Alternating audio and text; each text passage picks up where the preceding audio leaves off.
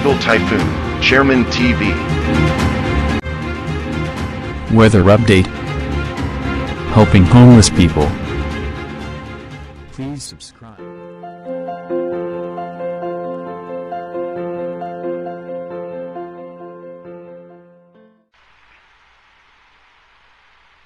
Magandang umaga po. Ito po ang latest update natin ngayong araw, May 18, 2024.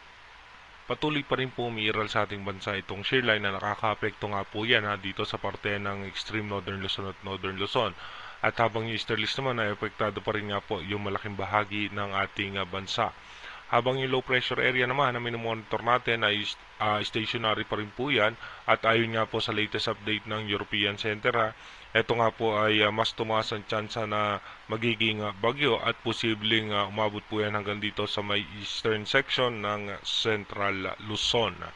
Dumako muna tayo dito nga sa ating rain map animation kung saan nga mamayang hapon mataas ang tsansa ng pag-ulan sa ating bansa, lalong-lalo na nga po dito sa may parte ng Northern Luzon, extreme Northern Luzon hanggang sa parte ng Central Luzon. Asahan nga natin mamayang alas 2 pa lamang ng hapon may mga tsansa na ng pag-ulan sa parte ng Luzon, Ilocos Region, dito nga po sa may parte ng Baguio, Zambales, Bataan, Aurora, may mga tsansa po yan ng pag-ulan.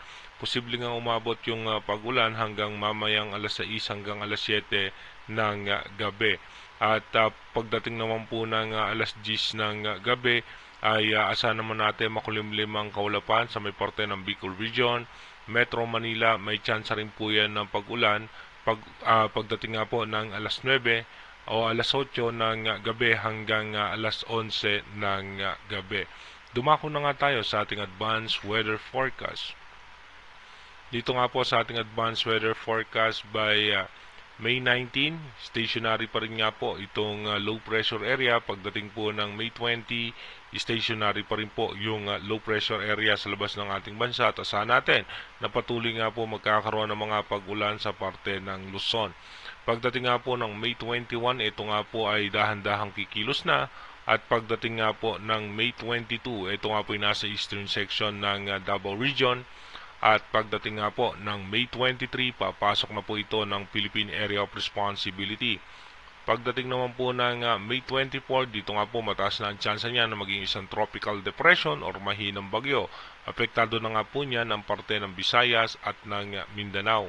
Pagdating naman po ng May 25, ito nga po ay nasa eastern section na ng Visayas at magpapaulan na po yan sa parte ng Catanduanes, dito nga po sa may Sorsogon, dito po sa may buong Visayas at maging sa may parte ng Mindanao ay makakaapekto na nga po itong posibleng bagyo. Pagdating naman po ng May 26, apektado naman po niyan yung Bicol Region, lalong-lalo na nga po yung parte ng Catanduanes dahil nga po yung kanyang pinaka-diametro ay tatamaan nga itong Catanduanes. Pagdating naman po ng May 27, nasa eastern section na nga po yan ng Central Luzon at mas lalakas pa nga itong posibleng bagyo at hahatakin na nga po niyan itong habagat na posibleng magdala rin po yan ng malalakas na pagulan sa ating bansa. Dito naman sa ating wind map animation, mapapansin naman po natin yung paglakas nitong posibleng bagyo at maapektuhan nga po niyan, posibleng mas maapektuhan pa po niyan yung parte ng Catanduanes dahil yung pinaka-diametro nga po niyan. At pagdating nga po ng May 27, mapapansin natin nasa eastern section nga po yan ng Pulilio Island at ito nga po ay posibleng mas lumakas pa. Again, inuulit po natin, yung ating advanced weather forecast is possible scenario pa lamang po yan. Malaki pa rin po ang tsansa na magbago yan dahil nga po malayo ang range ng ating advanced weather forecast hanggang May 27 pa po yan, kaya mataas pa rin po ang tsansa na magbago po yan.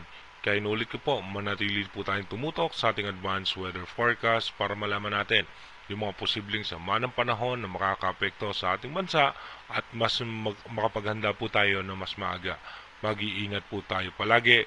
God bless po sa ating lahat.